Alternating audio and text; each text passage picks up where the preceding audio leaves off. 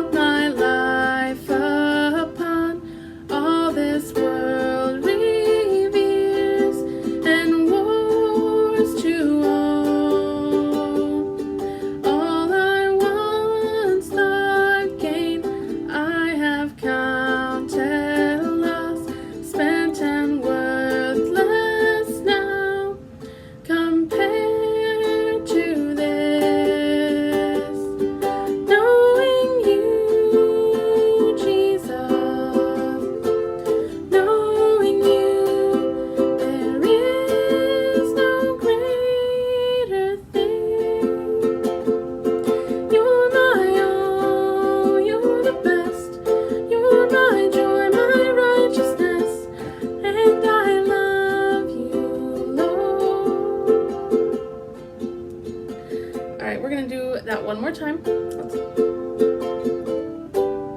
All I once held dear, built my life upon, all this world reveres, and wars to own. All I once thought gain, I have counted loss, spent and worthless now.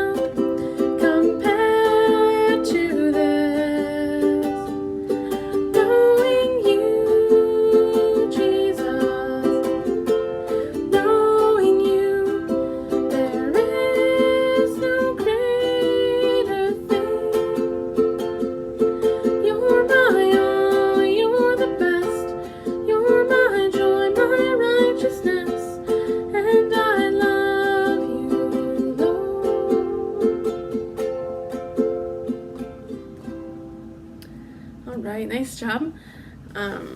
The second and actually last song we're going to do today is Jesus Strong and Kind.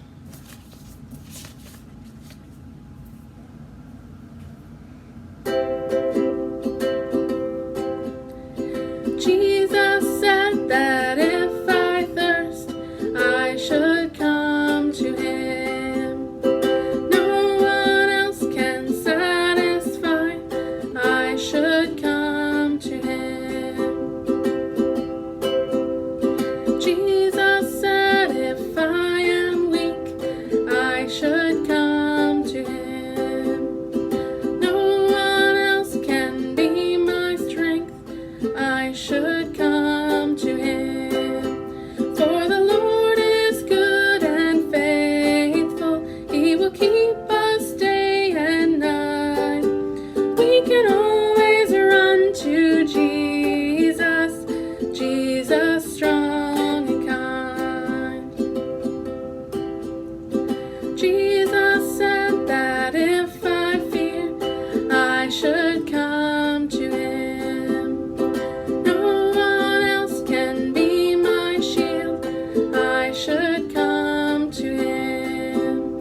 For the Lord is good and faithful. He will keep us day and night. We can always run to Jesus, Jesus strong and kind. Jesus said if I am lost, he will come to me. And he showed me on that cross, he will come to me. For the Lord is good and faithful. He will keep us day and night. We can always run to Jesus, Jesus strong and kind. Jesus strong and kind.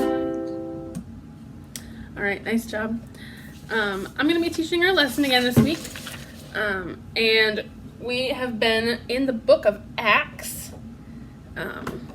And we've been talking about some things about Paul and some stuff that he did when he went around telling people about Jesus. And we're going to keep doing that this week. We are in Acts chapter 19, if you're interested. And I'm going to tell you a little bit about what happened when Paul went to this town called Ephesus. The word Ephesus is where we get the book in the Bible, Ephesians. And Ephesus was known for this huge temple that they had.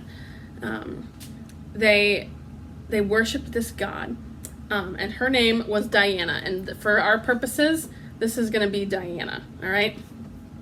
Oh, put it in the camera. There we go. So this is Diana, and they had a huge temple worshiping her. And all the people were, oh, Diana is so great. We love her so much.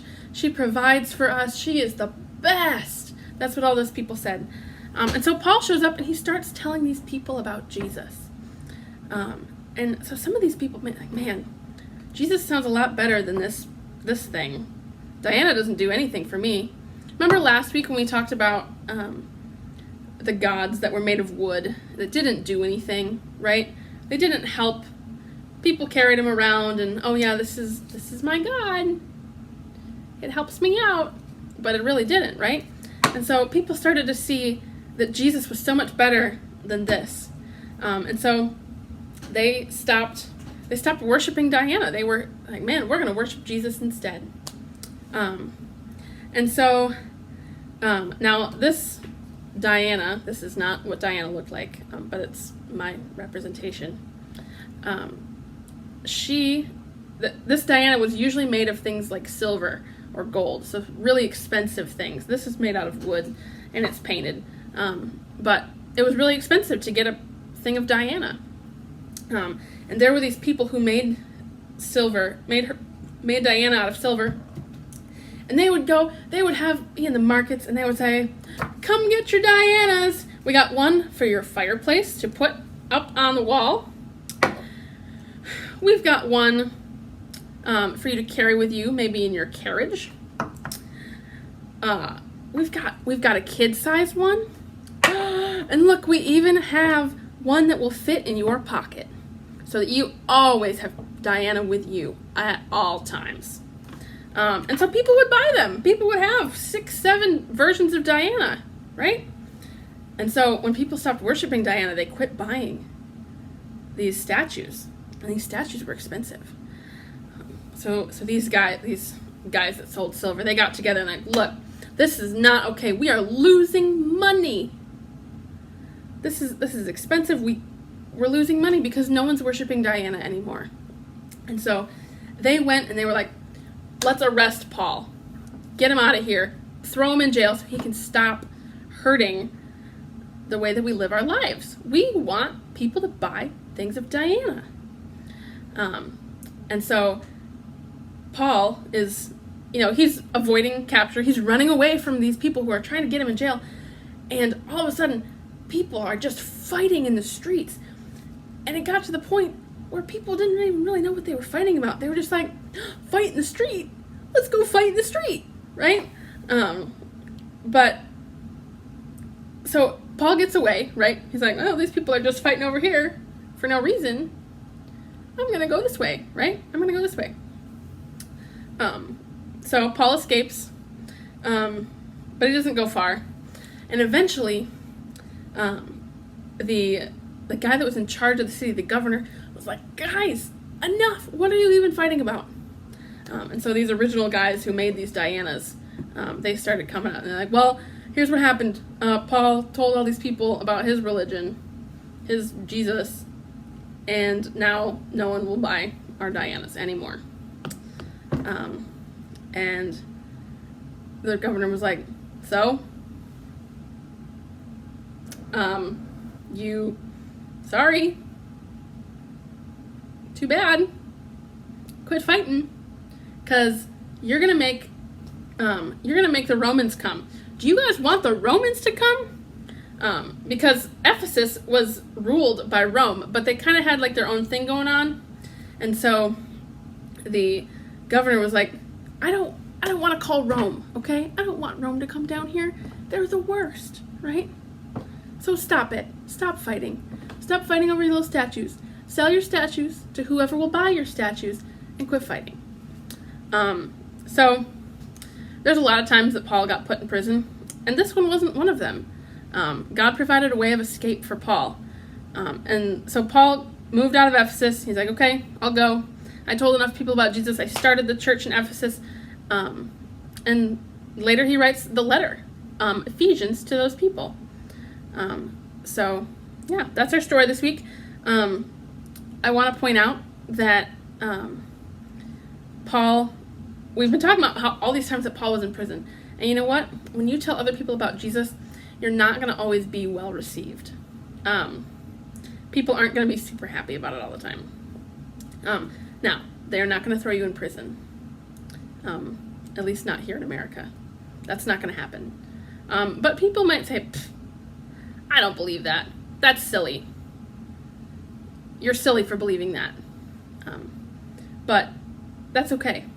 Because like we talked about last week, if Paul can make people angry by telling them about Jesus, so can you. That's just kind of the way it works.